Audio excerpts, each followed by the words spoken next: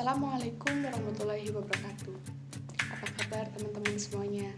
Semoga kita semua dalam keadaan yang sehat. Amin. Sebelumnya perkenalkan, kami dari kelompok 11 yang beranggotakan saya Dewi Nur Anissa, lalu ada teman saya Ati Widiawati, ada Nanang Fauzi, dan ada Yufiatur Hasanah. Di sini kami akan menjelaskan tentang analisis koperasi. Yang pertama, kami akan membahas tentang analisis jati diri dan daya saing dengan DLA atau Development Ladder Assessment. Yang kedua, analisis kesehatan koperasi yaitu umum dan syariah. Untuk yang pertama yaitu analisis jati diri dan daya saing dengan DLA atau Development Ladder Assessment. Nah, apakah suatu organisasi koperasi dikatakan memang benar-benar koperasi dalam arti yang sebenarnya? Yaitu perlu dilihat dari jati dirinya. Nah, jati diri koperasi adalah ciri dasar yang melekat pada koperasi sejak kelahirannya, mengalami proses pertumbuhan dan pendewasaan yang sangat panjang, sehingga menempatkan koperasi sebagai suatu badan usaha yang memiliki positioning di antara anggotanya. Sedangkan daya saing memiliki makna bahwa koperasi harus berdiri sendiri tanpa bergantung pada pihak lain, otonomi, swadaya, dan berkehendak untuk mengelola diri sendiri sehingga mampu beroperasi dan berhasil bersaing di dalam ekonomi pasar. Nah, dalam prinsip jati diri dan daya saing, koperasi akan berfungsi sebagai alat perjuangan untuk mempertinggi kesejahteraan.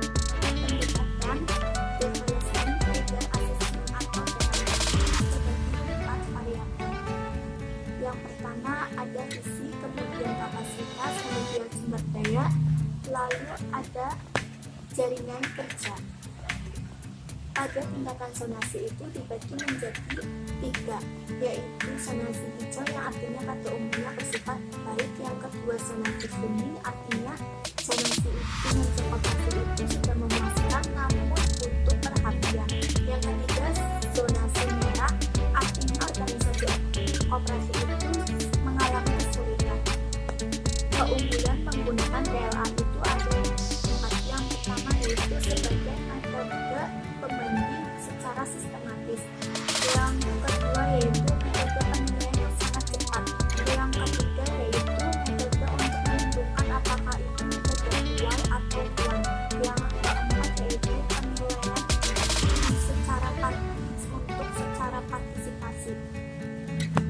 Oleh karena itu, pengukuran DLA itu sangat relevan terhadap jati diri dan daya saing koperasi secara nasional. Selanjutnya adalah menganalisis tingkat kesehatan koperasi syariah dan umum. Analisis kesehatan koperasi syariah dan umum dilakukan setelah koperasi melaksanakan kegiatan RTAR atau rapat angkutan tahunan. Penilaian kesehatan koperasi dilakukan pada koperasi KSP atau koperasi simpan pinjam dan atau koperasi yang memiliki usaha simpan pinjam atau USP. Hal tersebut dilakukan agar koperasi terukur dalam pengelolaan manajemen keuangan.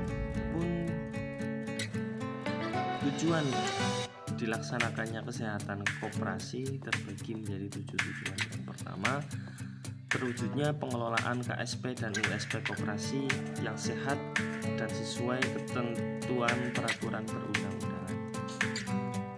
Terwujudnya pelayanan prima kepada pengguna jasa koperasi.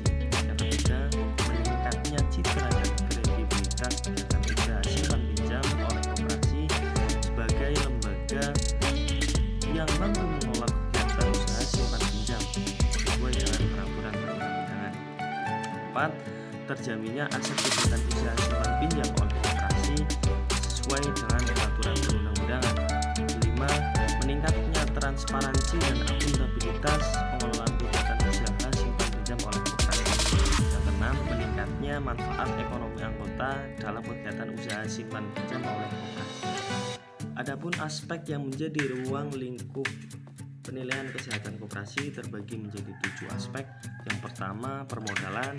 Yang kedua, kualitas aktiva produktif. Yang ketiga, manajemen. yang keempat ada efisiensi, yang kelima likuiditas, yang keenam kemandirian dan pertumbuhan, dan yang terakhir adalah jati diri. Tetapi yang saya bahas di sini nantinya hanyalah sampai efisiensi, karena selanjutnya akan dijelaskan oleh pengacara. Aspek yang pertama menjadi ruang lingkup penilaian kesehatan koperasi yaitu modelan. Modal adalah perbandingan antara modal sendiri terhadap total aset. Modal sendiri atau modal yang menanggung resiko atau yang disebut modal equity terdiri dari dalam koperasi ada simpanan pokok, simpanan wajib, dana cadangan, dan hibah. Selanjutnya adalah kualitas aktiva produktif.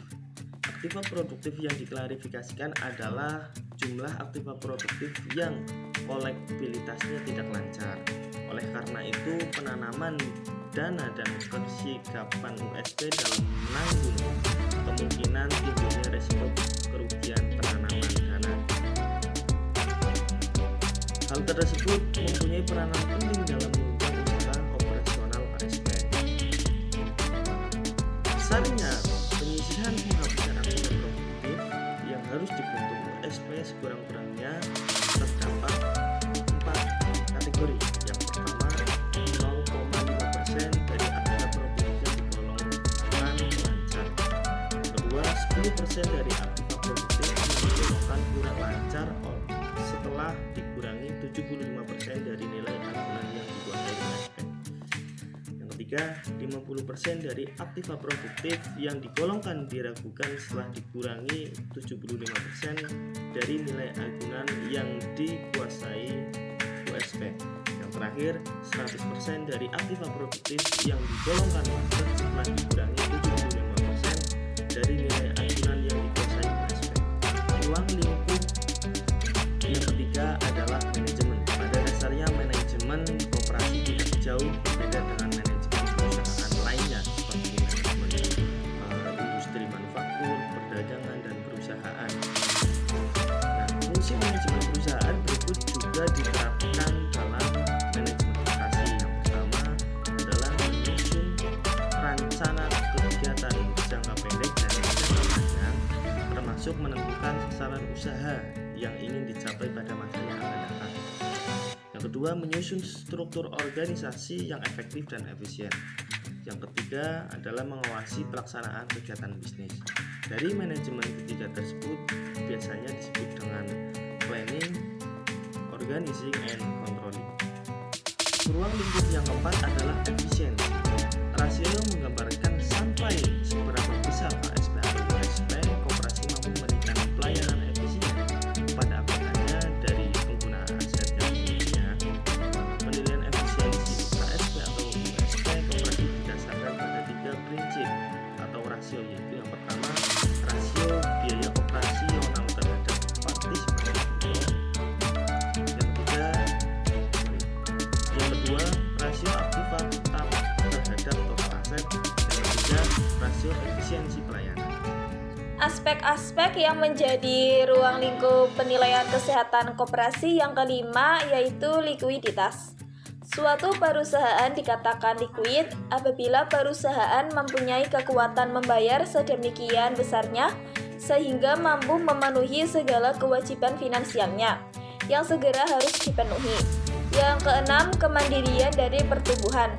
Aspek ini didasarkan pada rentabilitas aset, rentabilitas ekuitas, dan kemandirian operasional. Yang ketujuh, jati diri koperasi.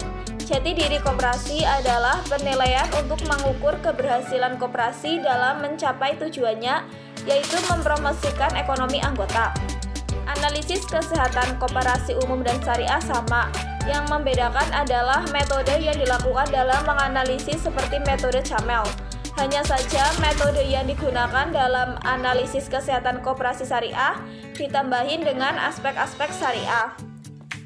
Demikian presentasi dari kelompok 11. Bila ada kekurangan kami mohon maaf. Wabillahi taufiq wal hidayah. Wassalamualaikum warahmatullahi wabarakatuh.